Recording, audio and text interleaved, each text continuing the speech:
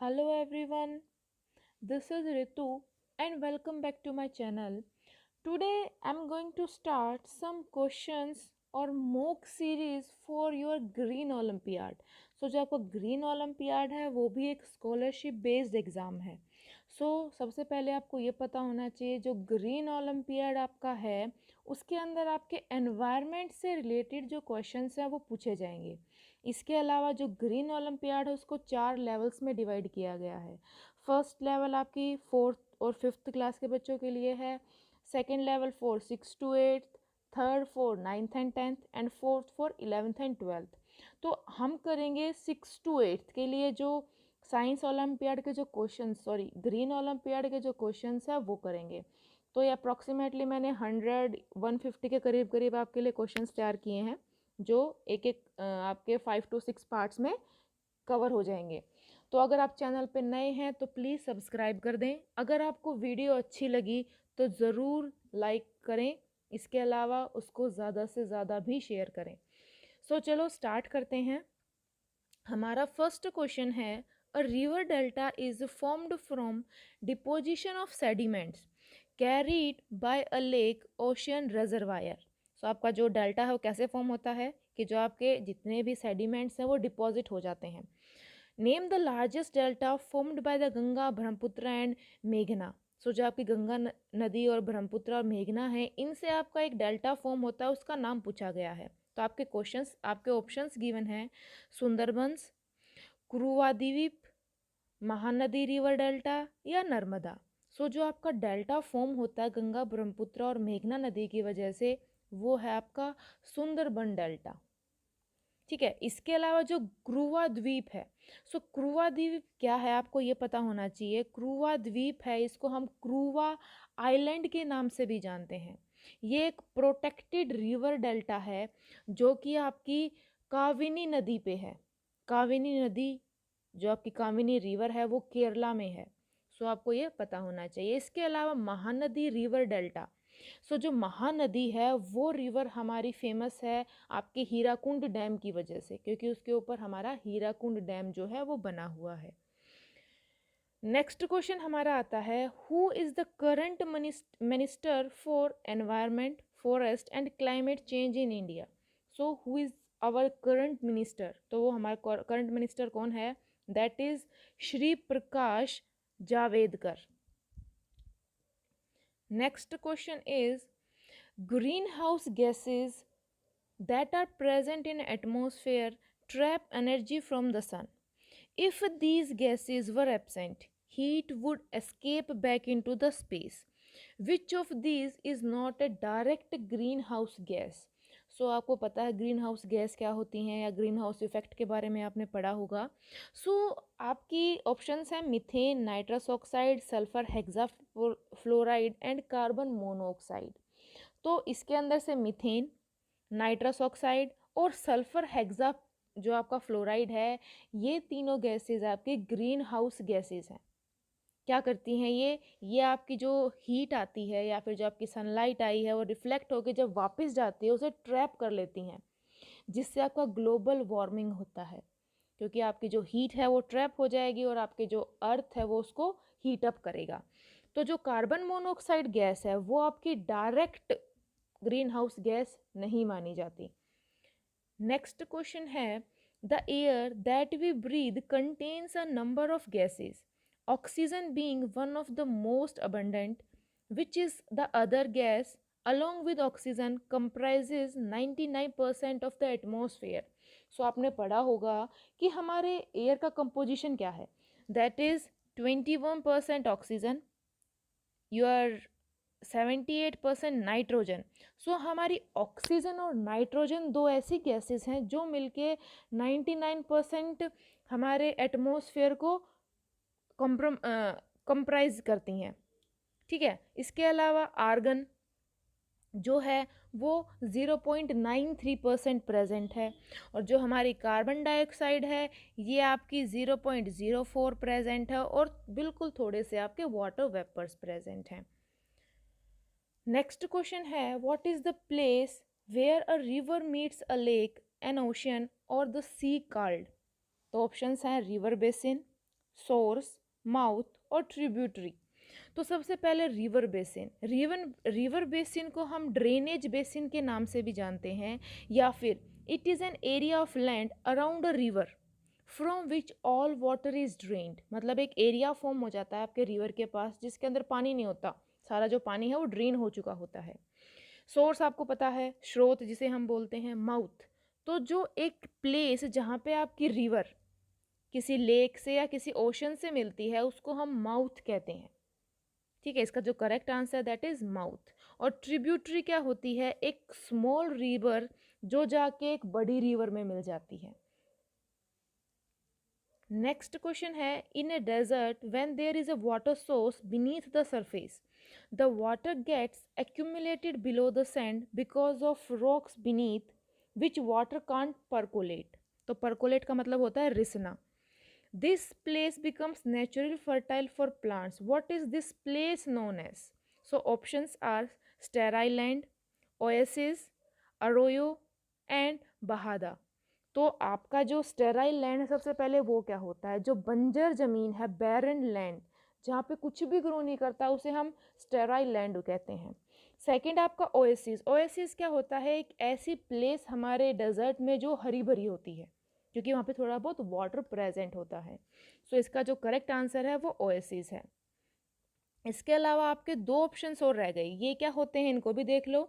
Arroyo क्या होता है? अरोयो एक छोटा सा चैनल लाइक आप गली कह लो या एक चैनल कह लो जहाँ पे पानी तब आता है जब आपकी बारिश होती है। स्मॉल चैनल होता है डेजर्ट में, एरिड रीजन में। आपका बहादा, इसको हम बहादा भी बोलते हैं। तो बहादा क्या होता है? आपकी स्लोप्स होती हैं जो कि सेमी एरिड या एरिड क्लाइमेट्स में फॉर्म हो जाती हैं।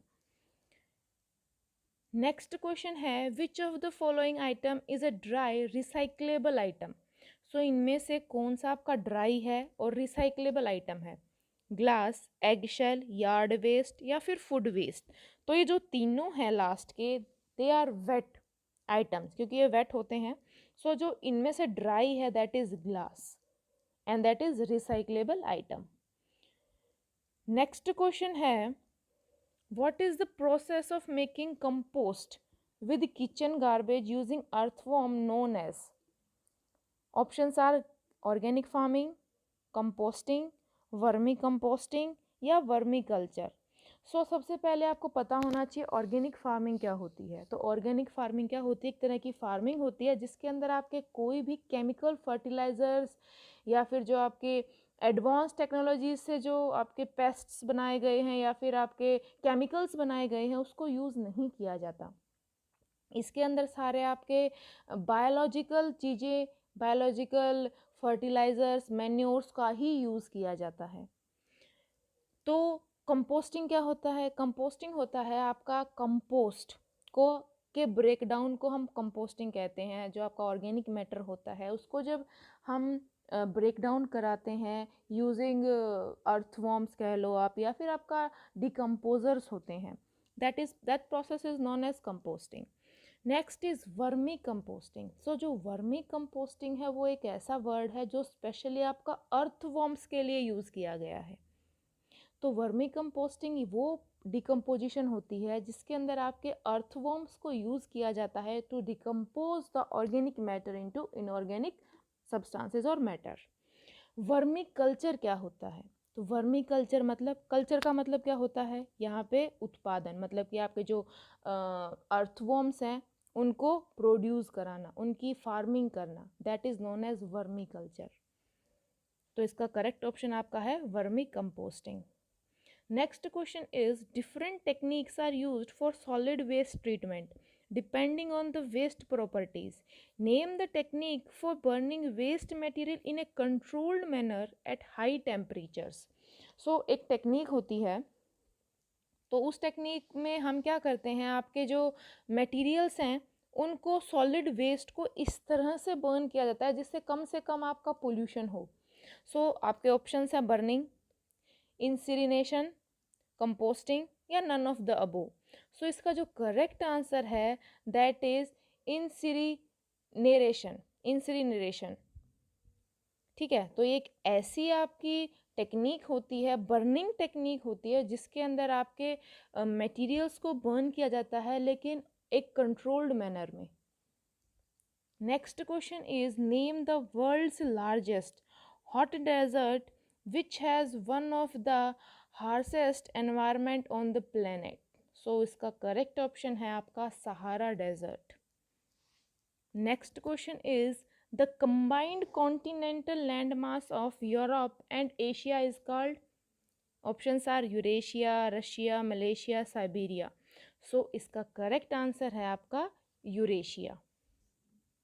Next question is a cash crop is a crop that is grown for sale to earn profits.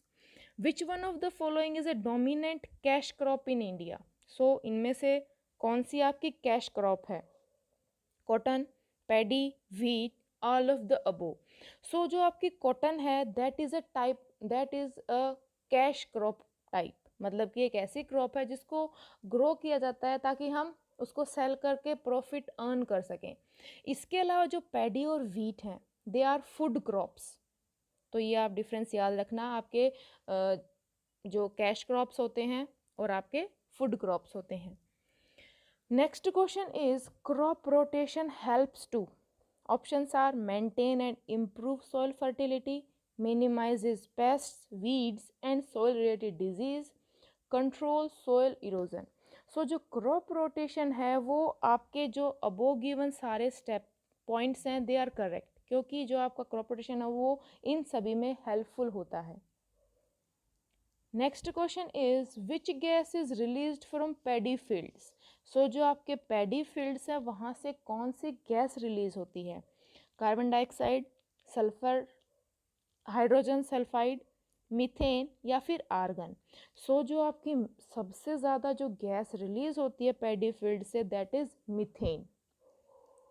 Next and last question of this video is irrigation is a method by which water is supplied to plants at regular intervals for agriculture.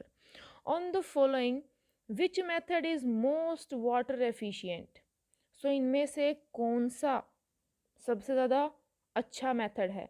सो आपका जो drip irrigation है that is most efficient method for irrigation. इसके अलावा जो आपका border irrigation है ये क्या होता है?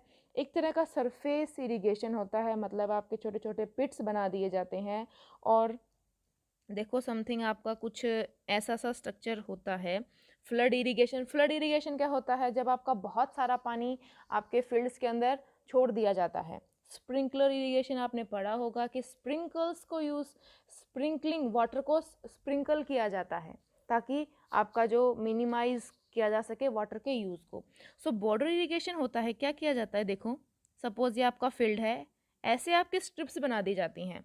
इन स्ट्रिप्स, बॉर्डर्स कह लो आप, बॉर्डर्स बना दिए जाते हैं और यहाँ पे एक साइड में ज़्यादा पानी छोड़ दिया जाता है जिसकी वजह से जो पानी है वो धीरे धीरे आपके फील्ड के अंदर एंटर करता रहता है।